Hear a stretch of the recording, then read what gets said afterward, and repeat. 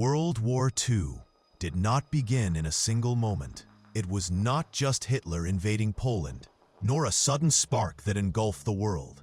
The path to war was paved slowly, through broken promises, economic despair, rising dictators, and the failure of peace itself. In this video, we'll journey back to the years between 1918 and 1939. The seeds of conflict that grew into the deadliest war in history. In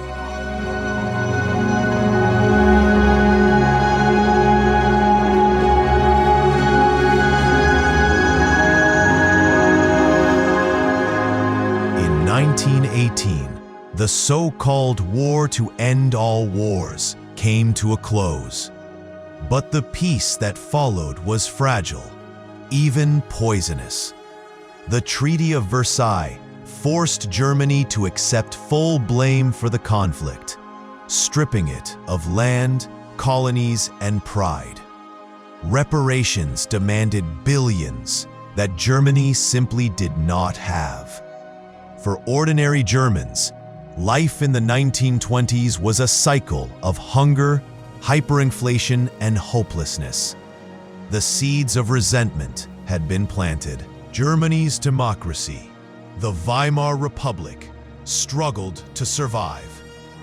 Political parties clashed in the streets, while extremists promised easy answers. In Munich, a failed revolutionary named Adolf Hitler preached about betrayal and revenge. Though imprisoned after his coup attempt, he wrote Mein Kampf, a blueprint for conquest. Meanwhile, in Italy, Benito Mussolini marched his blackshirts to power, creating the world's first fascist state. In Japan, military leaders dreamed of an empire across Asia, believing their nation's destiny lay in conquest. Across the world, democracy seemed fragile, and dictatorship was on the rise. In 1929, the stock market in New York collapsed, and with it, the fragile stability of the world. Factories closed, banks failed, and millions lost their jobs.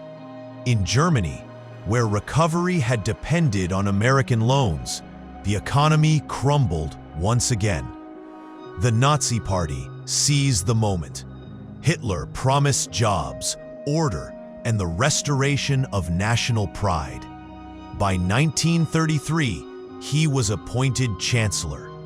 Within months, opposition parties were banned, the press was silenced, and a one-party dictatorship was born.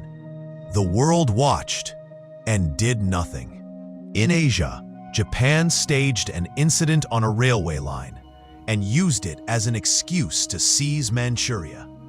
The League of Nations condemned the aggression, but Japan simply walked away from the organization. In 1935, Mussolini's Italy invaded Ethiopia, one of the few independent African nations. The League imposed sanctions, but they were half-hearted. Oil, Italy's lifeblood, was never cut off. Mussolini declared victory, proving that aggression would not be stopped by words alone. For dictators across the globe, the lesson was clear: the world would not resist. Hitler wasted no time testing the limits.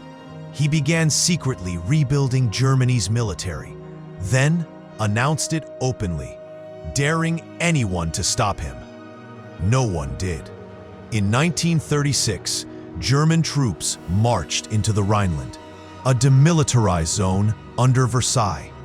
France and Britain, unwilling to risk war, chose silence.